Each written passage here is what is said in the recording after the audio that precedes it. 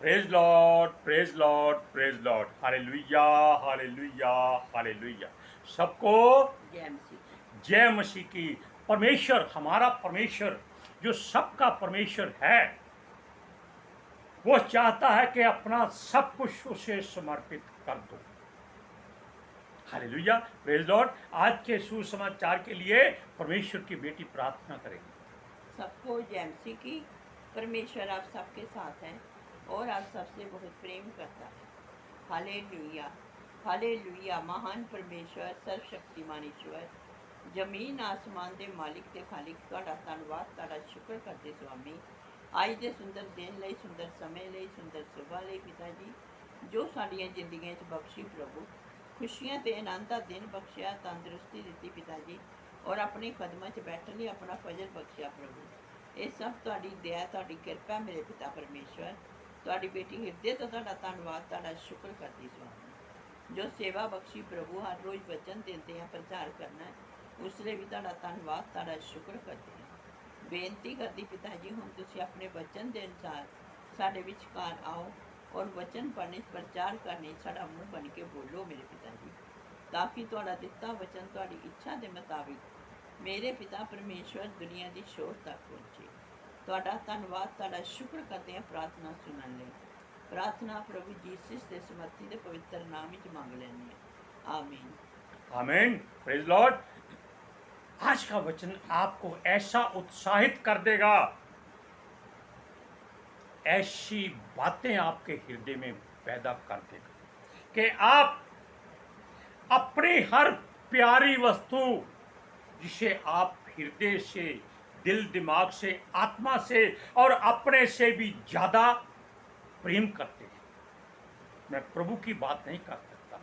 जो आपकी संसारिक चीजें हैं, आप सब कुछ परमेश्वर को समर्पित करने के लिए तैयार हो जाए। क्या ऐसा आप सोचते हैं?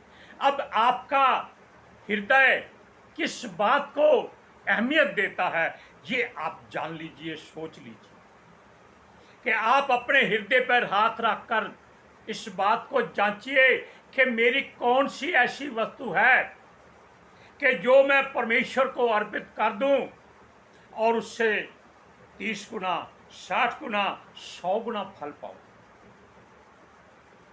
है बात सोचने वाली। निर्णय आपने करना है, फैसला आपके हाथ में है। क्यों?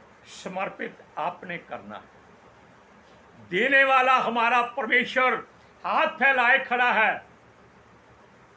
कि आ मेरे बेटे, आ मेरी बेटी, मैं तेरे इंतजार में खड़ा। हालेलुया। अब सुनिए, यदि हम अपने आप को या जो कुछ उसका हम में है उसको ही सौंप देते हैं, अब आप जानिए कि आप में उसका क्या है। पवित्र आत्मा, आपकी सोच, आपका वचन, या आपकी श्रद्धा, या आपका घमंड नहीं।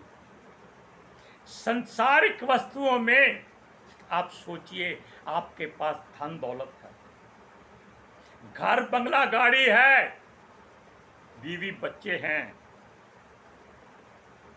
कोठी है, सोने चांदी की भरमार है, लेकिन किसी बात की कमी है जो आप चाहते हैं कि अगर वो पूरी हो जाए तो ये सब कुछ बेकार दिखाई देगा। क्या ऐसा आप समझते हैं इस बात को? हाँ, ऐसी एक बात होती है जो हमारी आत्मा के द्वारा हमारे दिल में, हमारे हृदय में हमको कोसती रहती है,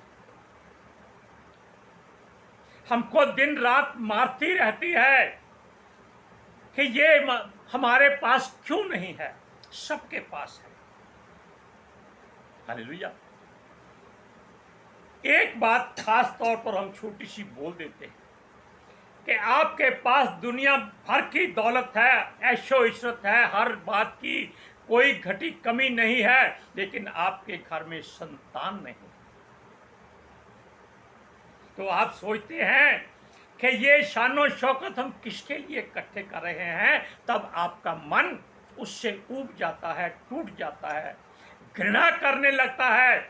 आप कई बार तो ऐसा होता है कि आप नशे में चूर रहना शुरू कर देते हैं, शराब पीते हैं, जुआ खेलते हैं। ऐसा ही आपके घर में क्लेश पैदा होना शुरू हो जाता है।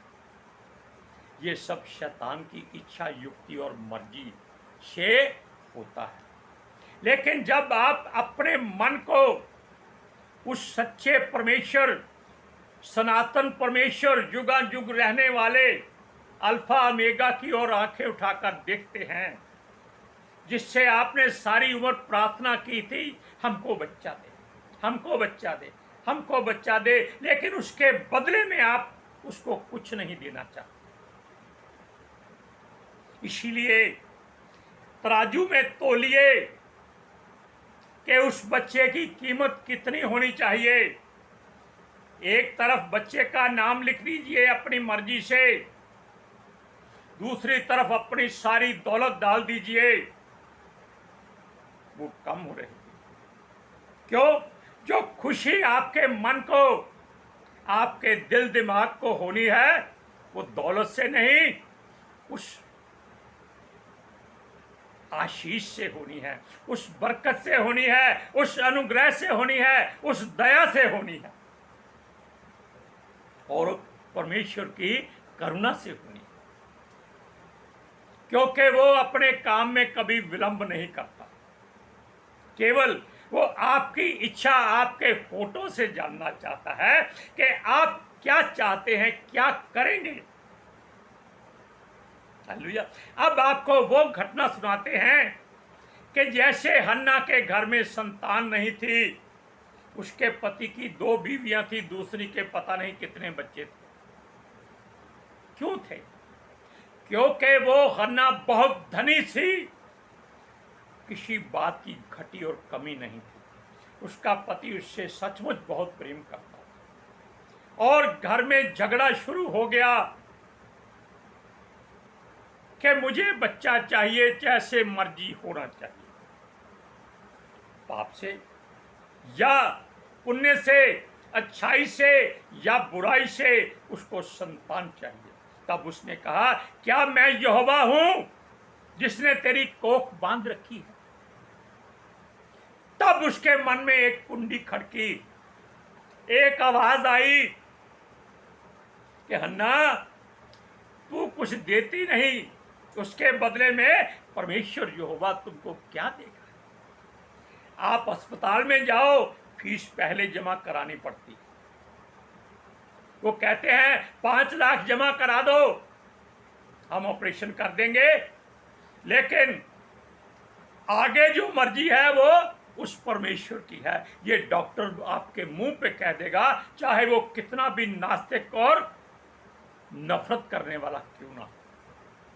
उसको मालूम है कि मैं इसका जीवन नहीं बचा सकता, अगर चला गया तो बाकी सब कुछ कर सकता। जो सांसों की लड़ी अगर टूट गई तो वो जोड़ नहीं सकता। तब आपको परमेश्वर याद आता है। तब हन्ना परमेश्वर के भवन में गई, वहां उसने सुबक सुबक कर प्रार्थना की कि हे यहोवा परमेश्वर, यदि तू मुझे बच्चा देगा तो मैं वो बच्चा तुम अर्पित कर दूंगी। क्या कहा उसने? कि सारी दौलत से बढ़कर जो है मैं उसी को तुझे दे दूंगी। ये क्यों कहा उसने? क्योंकि वो जानती थी कि उसकी कोख अगर खुलनी है तो इसी बलिदान से खुलनी है, और कोई रास्ता नहीं। उसको महायाजक जो एली था, उसने समझा ये नशे में है, लेकिन उसने कहा नहीं प्रभु, मैं हृदय से दुखिया है। क्योंकि कोई ऐसा शब्द नहीं बोल सकता कि परमेश्वर मुझे बच्चा दे, मैं तुझको दे दूंगी। हुआ क्या? परमेश्वर ने उसकी कोख खोल दी, बच्चा हो गया, शैमुएल नाम रखा गया, और उसने कहा कि जब मैं इसका दूध छुड़ा दूंगी तब मैं परमेश्वर को इसे अर्पित कर दूंगी। और बालक जब दूध छुड़ाया गया तब कितने वर्ष का हो सकता है? उस समय बच्चे को मां 5-6 साल तक दूध पिलाती थी, ताकि वो उसके हृदय से, उसकी छातियों से दूध पीकर बलवान हो जाए। आप देखिए, उसने जो कुछ कहा कठोरता से नहीं कहा, उसने अपने हृदय को खोला, अपने मन को उभारा और अपनी सारी इच्छा और तृष्णा को मार दिया। क्यों मार दिया? क्या कोई मां अपने बच्चे को, जिसकी 5-6 साल उसने सेवा की हो, उसकी पोटी उठाई हो, उसको नहलाया धुलाया हो, प्रेम से सीने से लगाया हो, क्योंकि वो उसका पहला बच्चा था, क्या वो उसको छोड़ सकती थी? कभी नहीं।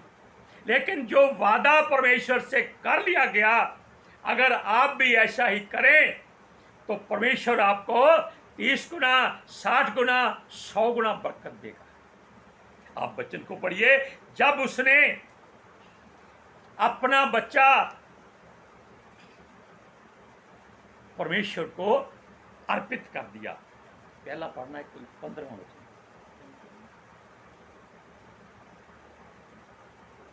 सुनिए, पहला शमूएल नहीं,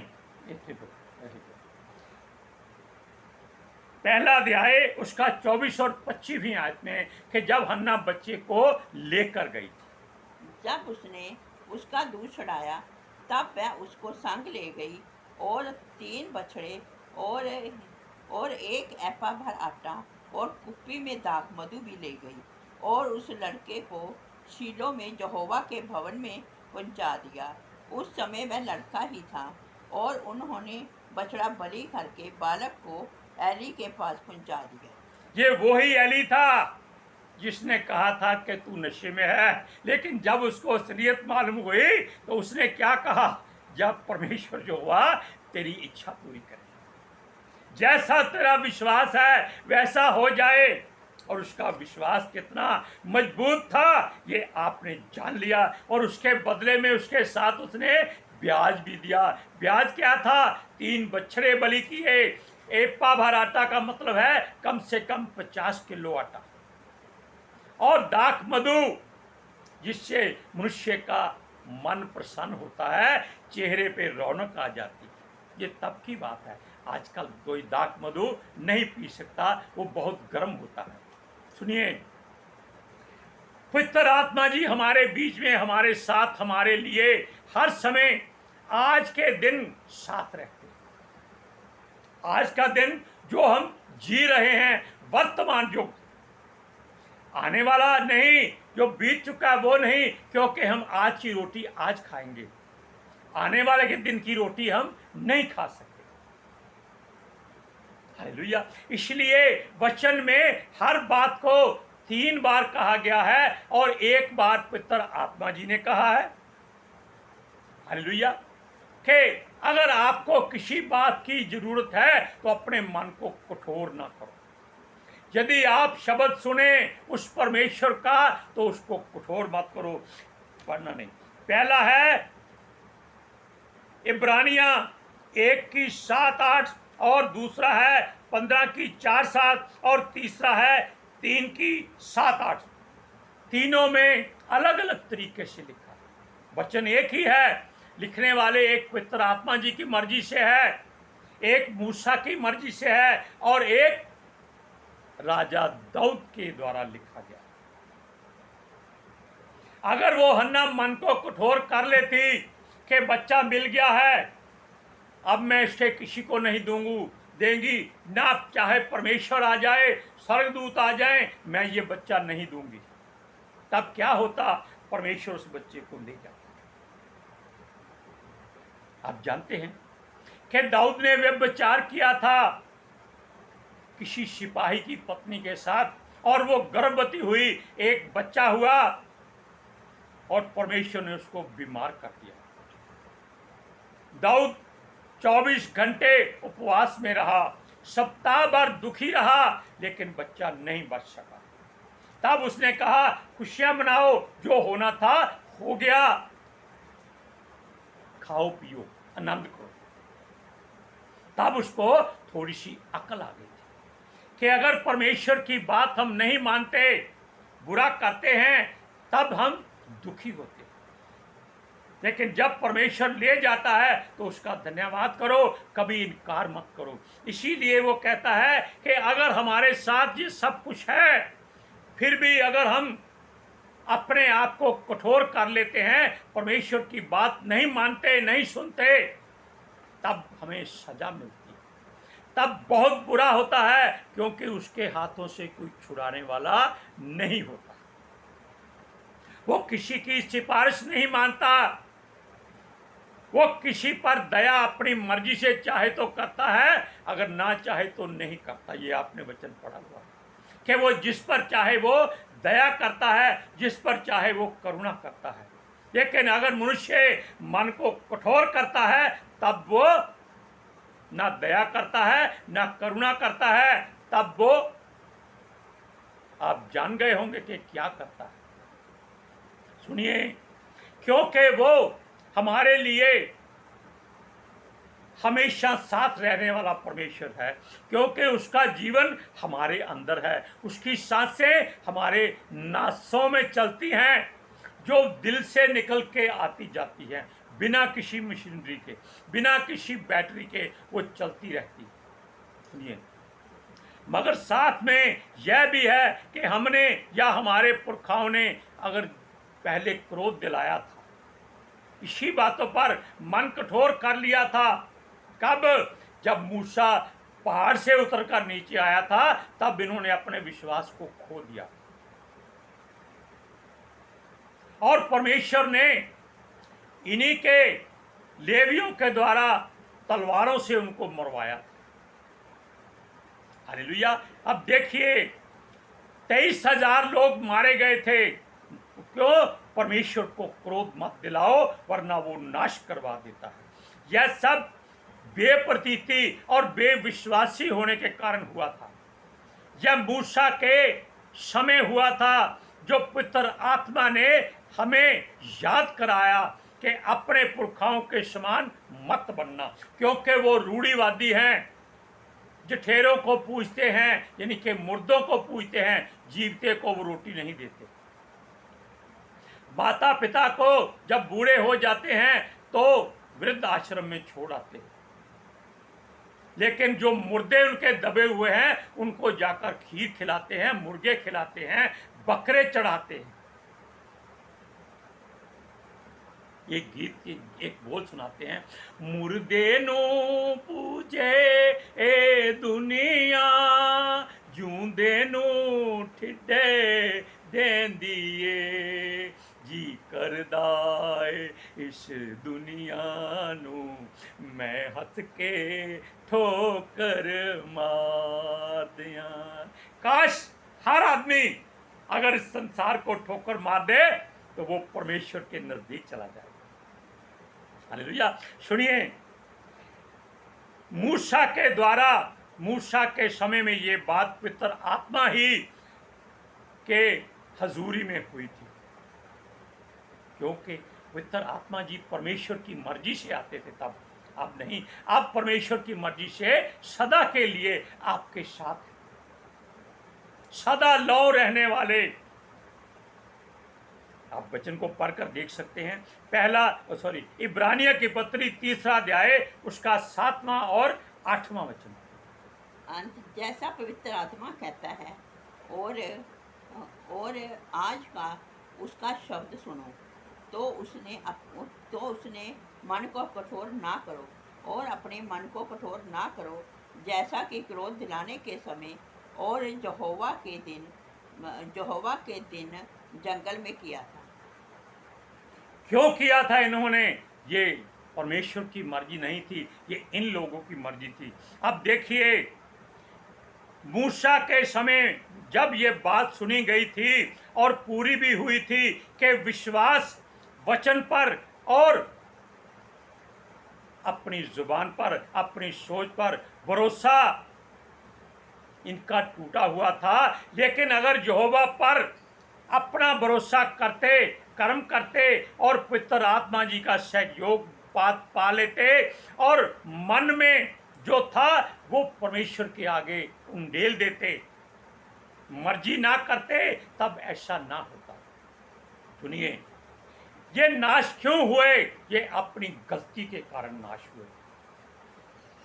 पहले पवित्र आत्मा जी ने वचन बोला, जब मूसा ने उनको यही बात अपने वचनों में लिखी कि एक बार तो धरती फट गई थी, तब भी इनका मन कठोर हो गया था। यानी कि कुछ लोग मूसा के विरोध में खड़े हो गए थे कि क्या यही परमेश्वर से बातें करता है, हम भी करेंगे। ये याजक नहीं रहना चाहिए, उनको याजक बनाओ, क्योंकि वो उस समय बड़े धनी व्यक्ति थे। तब मूसा ने कहा कि अगर परमेश्वर की इच्छा है, तुम लोगों ने उसका विरोध किया है, उसके विरोध में पाप किया है, तो अभी धरती फट जाए और तुम सारे घरानों और अपने सारे माल असबाब समेत उसमें समा जाओ। उसके मुंह से अभी वचन पूरे नहीं हुए थे, धरती मीलों के हिसाब से फट गई और सारे के सारे लोग उसमें जीवित गिर गए, एक भी भाग नहीं पाया। क्यों? जहां वो खड़ा होता था कोई मनुष्य, वहां से धरती फट जाती थी, मनुष्य बीच में गिर जाता। अब देखिए, इसीलिए उसने कहा कि उसका शब्द सुनो तो अपने मन को कठोर मत करो। अब देखिए, तीसरा दाऊद के द्वारा कहा गया, यदि आप उसका शब्द सुनो। यह शब्द कौन सा था? यदि परमेश्वर के विषय में अगर हम कुछ गलत बोलते हैं तो वो गलत गिना जाता है, अच्छा नहीं गिना जाता है। तब अपने मनों को कठोर मत करो कि जो बोल दिया सो बोल दिया। उसी समय झुक जाओ, घुटनों पे आओ, परमेश्वर की बात के आप बोलने से, सोचने से पहले क्षमा मांगो, वरना नाश होने के लिए तैयार हो जाओ। अब आप कहेंगे परमेश्वर नाश नहीं करता, वो तो दयालु परमेश्वर है। ऐसा नहीं होता, वो अपने ऊपर कभी इल्जाम नहीं आने देता, वो इन्हीं लोगों के द्वारा ही इनको नाश कर देता है। दाऊद ने गुनाह किया, पाप किया, उसको 13 साल इसकी सजा भुगतनी पड़ी, दौड़ता भागता रहा, पाप किया। सुनिए, उसका शब्द सुनकर विश्वास हम नहीं करते, भरोसा नहीं करते, अपने मनों को कठोर कर लेते। सुनिए, अगर हम विश्वास करें, भरोसा करें और उसके साथ कर्म करें कि हाँ भाई हमारा परमेश्वर सब कुछ कर सकता है, हमें उसके पास जाना चाहिए, उसके आगे घुटने टेकने चाहिए, उससे क्षमा मांगनी चाहिए, अपना सब कुछ उसको दे दो, वो आपको 100 गुना फल देगा। लेकिन अपने मन को कठोर ना करो। इसीलिए परमेश्वर ने एक बात कही थी कि ये लोग उसके विश्राम दिन में प्रवेश नहीं कर सकते। कौन? जो मन को कठोर करते। हन्ना ने अपना मन कठोर नहीं किया, उसने ज्यादा नम्र और दीन बनकर परमेश्वर को दिखाया। उसने बच्चा भी दिया और उस पर से ब्याज पर से उसने भेंट भी चढ़ाई, ताकि परमेश्वर को प्रसन्न करे और आगे से उसकी कोख ना बंद हो, उसके बच्चे होते रहे। वचन कहता है कि उसके और भी बेटे बेटियां पैदा हो।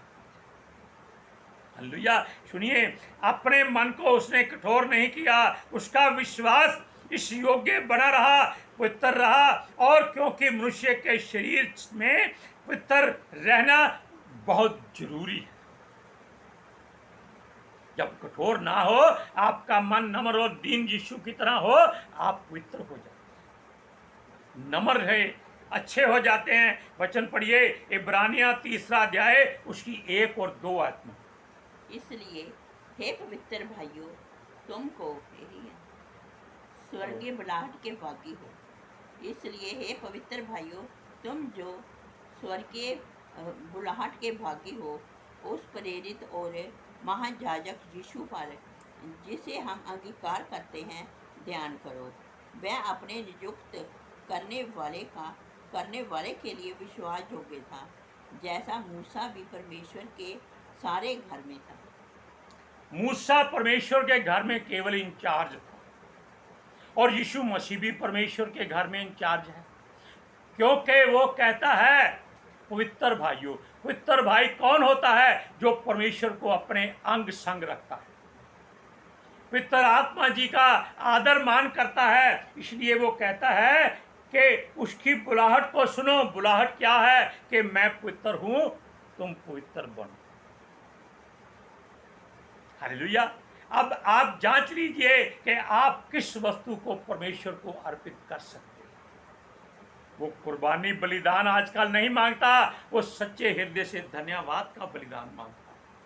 क्यों? वो कहता है मैं इससे प्रसन्न हूं। हालेलुया।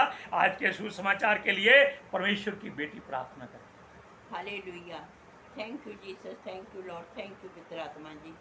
ਤੁਹਾਡਾ ਧੰਨਵਾਦ, ਤੁਹਾਡਾ ਸ਼ੁਕਰ ਕਰਦੇ ਸੁਆਮੀ, ਸਾਡੇ ਵਿਚਕਾਰ ਆਉਣ ਲਈ, ਵਚਨ ਪੜ੍ਹਨੇ, ਪ੍ਰਚਾਰ ਕਰਨੇ, ਸਾਡਾ ਮੂੰਹ ਬਣ ਕੇ ਬੋਲਣ ਲਈ ਪਿਤਾ ਜੀ। ਤੁਹਾਡੀ ਬੇਟੀ ਹਿਰਦੇ ਤੋਂ ਤੁਹਾਡਾ ਧੰਨਵਾਦ, ਤੁਹਾਡਾ ਸ਼ੁਕਰ ਕਰਦੀ ਸੁਆਮੀ। ਸੱਚਮੁੱਚ ਖੁਦਾ ਤੁਹਾਡਾ ਦਿੱਤਾ ਵਚਨ ਤੁਹਾਡੀ ਇੱਛਾ ਦੇ ਮੁਤਾਬਿਕ ਮੇਰੇ ਪਿਤਾ ਪਰਮੇਸ਼ਵਰ ਦੁਨੀਆ ਦੀ ਸ਼ੋਰ ਤੱਕ ਪਹੁੰਚੇ, ਲੋਕ ਸੁਣਨ ਔਰ ਸੱਚਾਈ ਨੂੰ ਜਾਣਨ ਔਰ ਸੱਚਾਈ ਉਹਨਾਂ ਨੂੰ ਆਜ਼ਾਦ ਕਰੇ ਪਿਤਾ ਜੀ। ਮੈਂ ਤੁਹਾਡਾ ਧੰਨਵਾਦ, ਤੁਹਾਡਾ ਸ਼ੁਕਰ ਕਰਦੀ ਸੁਆਮੀ, ਔਰ ਤੁਹਾਡੇ ਬੱਚੇ ਹਮੇਸ਼ਾ ਤੁਹਾਡੀ ਸ਼ਾਂਤੀ और ਤੁਹਾਡੇ अनुग्रह ਵਿੱਚ बने रहें। आमीन। आमीन। Praise Lord. सबको जय मसीह। जय मसीह की।